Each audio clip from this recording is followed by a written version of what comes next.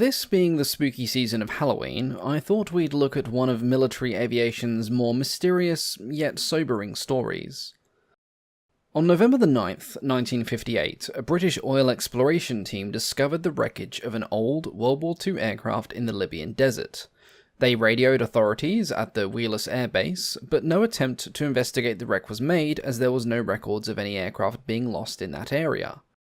Unbeknownst to them, they had stumbled upon the answer of one of World War II's aviation mysteries. What happened to the Lady Be Good? So the Lady Be Good was a US Air Force B-24D Liberator. It was assigned to the 514th Bomb Squadron, which formed part of the 376th Bomber Group stationed in Suluk Airfield in Libya. On April 4, 1943, the Lady Be Good set off on its first combat mission, a bombing raid over Naples, from which it disappeared without a trace. The aircraft had departed from Suluk Field that afternoon with a formation of other B-24s. However, poor weather had forced half of the bombers to return to base, but the Lady Be Good and 3 other bombers carried on with their mission. The Lady had been one of the last bombers to take off from the airfield, its small size forcing the group to take off in waves, and she never caught up with the rest of the formation. That evening, after even more poor weather had forced the other bombers to switch to secondary targets, the Lady still hadn't reached her target and was forced to turn back around. The last communication received from the bomber was from the pilot, First Lieutenant William J. Hatton, advising that the aircraft's automatic direction finder was inoperable and requesting navigation assistance. For those who are unaware, an automatic direction finder, commonly known as an ADF, can be used to home in on a particular station, such as an airfield or a navigation post, for example. After this communication, the aircraft was never heard from again. A search and rescue operation was deployed, but no evidence of the aircraft or its crew was ever found, and it was assumed that it had gone down over the Mediterranean Sea. This was not a singular event. Many aircraft seemingly disappeared without a trace during the war for one cause or another, but it always left the lingering question: what really happened? Considering the assumption that the Lady was at the bottom of the Mediterranean, it came as quite the surprise when she was found in the Calancio Sand Sea, Libya, almost 450 miles south of Suluk Field. After the initial sighting of the wreckage in 1958, it was spotted again several times in 1959 by overflying oil surveyors, and a recovery team was sent out from Wheelus Air Base in May of that year. What they found was a remarkably well-preserved aircraft, albeit it had broken into 2 pieces on impact. She was so well preserved that one of the engines was still in working condition, the radio was operable, and one of her defensive machine guns could still fire, despite 15 years of sand exposure. It was a remarkable find, and despite even finding drinkable water containers inside the plane, the recovery team could not find signs of the remaining crew.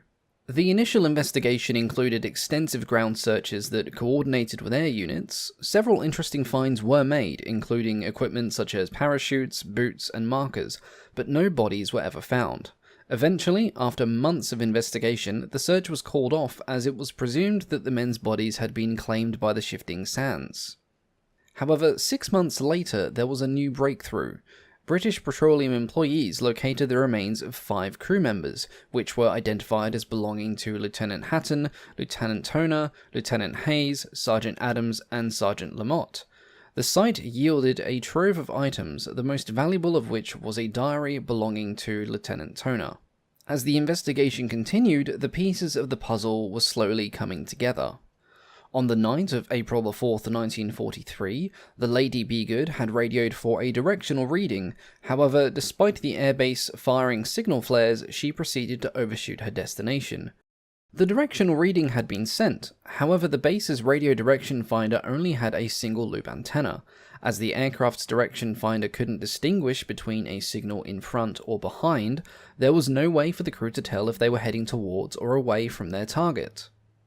Obviously, they had assumed that they were still over the Mediterranean and therefore north of their base, when in fact they were heading south, plunging deep inland.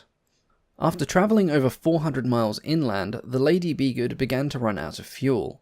It was a dark night with poor weather, and the inexperienced crew assumed that they were still flying over the dark waters of the Mediterranean rather than the dark sand dunes of Libya. The crew bailed out of the aircraft. However, as it was later sadly found, Second Lieutenant John Warovka's parachute failed to open properly and he died on impact. The other 8 crew members survived the descent, slowly meeting up with the use of their flare guns. The crewless B-24 carried on flying for another 16 miles before coming down relatively intact. Now, despite having life-saving water and equipment on board, an attempt was not made to reach the crashed bomber, as the survivors estimated that their base was only 100 miles away, when in fact it was 4 times that distance. With only half a canteen of water between them, the men marched through the desert. Lieutenant Toner's diary tells of a 9-day march through hell, where there was never any sight of life other than themselves. Eventually, 5 of them were too weak to carry on, and the others continued on in the hope of finding salvation. Unfortunately, their efforts were in vain.